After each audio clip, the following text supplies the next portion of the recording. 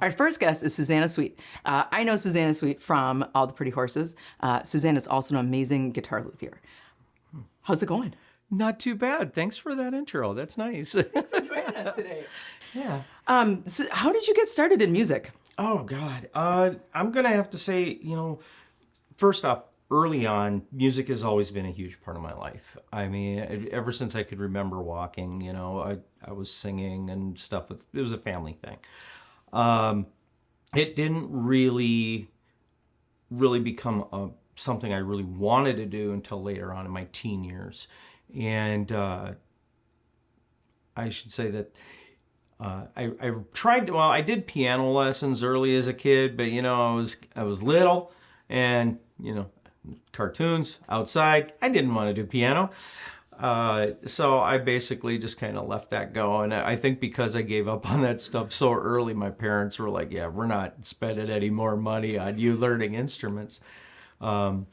But I ended up in high school, then I wanted to go ahead and learn to play guitar, and I just never really got into it. And when I ended up leaving for the military, I think that was one of the hobbies that I started picking up to do in my spare time. And of course, it just snowballed from there. I was a child of the hair metal age, and so it just kind of came from watching all the crazy bands, and that was the foundation. Sure.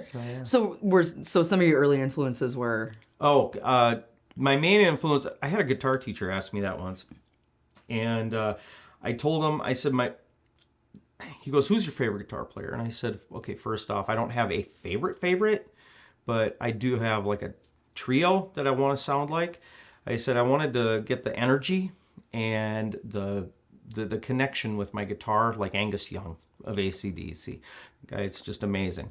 But I also wanted the ability to make my solos have that emotion and just to feel it bleed, like David Gilmour of Pink Floyd. I said, if I can get the combination of those two and then, couple that with Randy Rhoads' theory, and my guitar teacher just kind of sat back in his chair and he goes, "Kid, if I could do that, I wouldn't be here." So I kind of just went on my own after that, and it was just kind of a Randy Rhoads, I guess, would be the reason I even picked up a guitar. Sure. But I pick up influence from everybody. Right on. So yeah. Cool. Tell us about how you got involved with All the Pretty Horses. That's a good story too. We like good stories. Well, I do. I'm full of them, I guess. I had gotten out of music for a while, and when I moved into Minneapolis, I had kind of picked it up again and started kind of, rubbing elbows with people I haven't seen in 20 some years, and started with one band, left that band, went to another band, which actually I hadn't even played with them yet. I had just started to practice with them, just started to rehearse, and of course that was Jen Dean and Tempest from Harsh Reality. And started working with them, and because of that, as I was working with them, Apocalypse Theater needed a gig or needed some people for a gig, so we ended up going over there and filled up their band. Well, one thing led to another, and I basically just bebopped from one band to the next, and the next thing I know, Venus is at one of the shows watching me, and Mercy from Apox goes, "You're being headhunted." I'm like, "Why?" and one thing led to another, just at the right place at the right time. And Venus asked me to come on over and help her for a First Stab show, and been with her since. So yeah. Cool. You all play like all over the place. You were like just out of town. We just got back from Arizona this week. So how was that?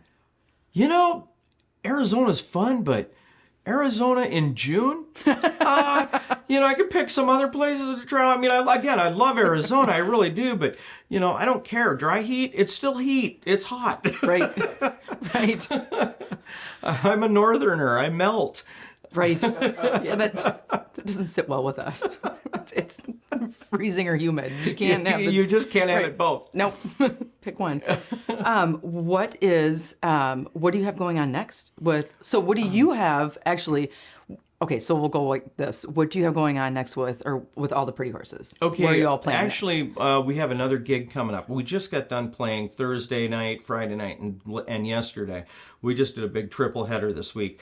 We're taking a couple of days off, and then, of course, the last Wednesday of the month, we got asked to jump on stage with Surly Girly over at Mortimer's, and that's always fun to play. I always love playing that bar. It's one of my favorite bars in town. Yeah. And so that's going to wrap up the month of June for us. As far as July, I'm not 100% sure. I know we're going to take a little time off, try to recoup some energy, and I know we're thinking about doing some more songwriting.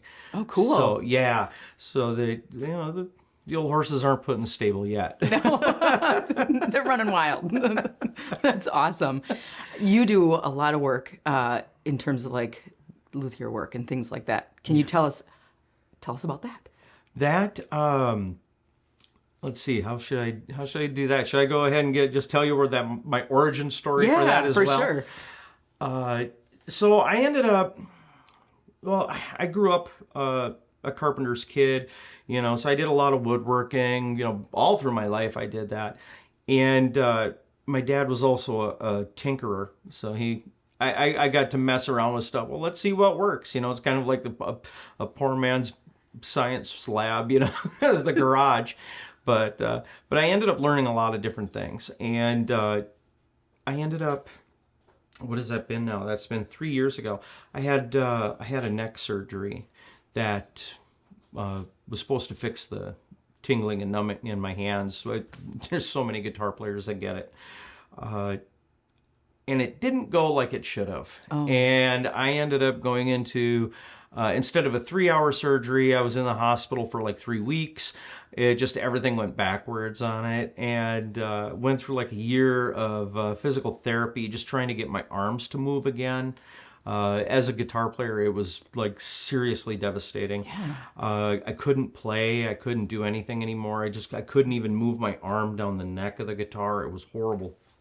And I had gotten to the point where I don't care what's happening. I'm still going to be involved with music. I'm still going to do something. And I had a bunch of parts of guitars just laying around in my place. And I thought, I'm just going to start putting some of this stuff together. At least try to work with my fingers a little more. And slowly but surely, I ended up putting a couple of bodies and things together. And my electronics game wasn't so good. So I called up my friend, a good friend of mine, Brian Herb. And I asked him, I said, dude, could you go ahead and just help me wire up my guitar? And he's like, yeah, sure, bring it on by. And I brought him the guitar that I'd put together. And I asked him if he could go ahead and do it. We'll discuss what pickups and stuff. And he's like, yeah, let me see it. Gave it to him. He looks at it and he goes, you built this? And I'm like, yeah. He goes, no, you built this? And I'm like, yeah. And he's like, we need to talk. And that was basically my intro into getting into doing lutherie work. And he helped me hone all of my the reasons of why guitars are supposed to be set up the way they are, basses and banjos and mandolins, and just kind of helped me get everything in tune for that. And I've been with him too since. So that's what I do for my normal day. I'll do that during the day. I play at night. So I'm surrounded by music right now. It's actually pretty good. That's so cool.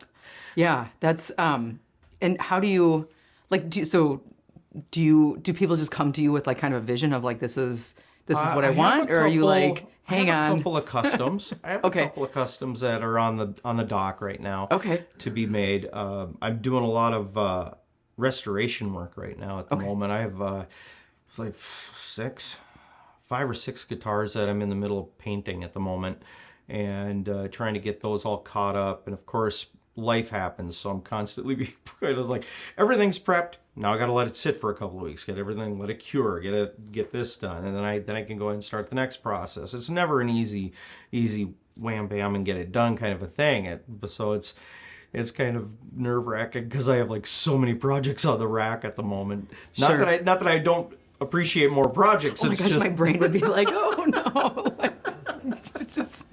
All right, and the name of the Yeah. shop that you're in for our viewers? Mother of All Music, MOAM. It's a private little shop. It's we're basically working out of a garage at the moment. It started, the guitar repair shop started during COVID.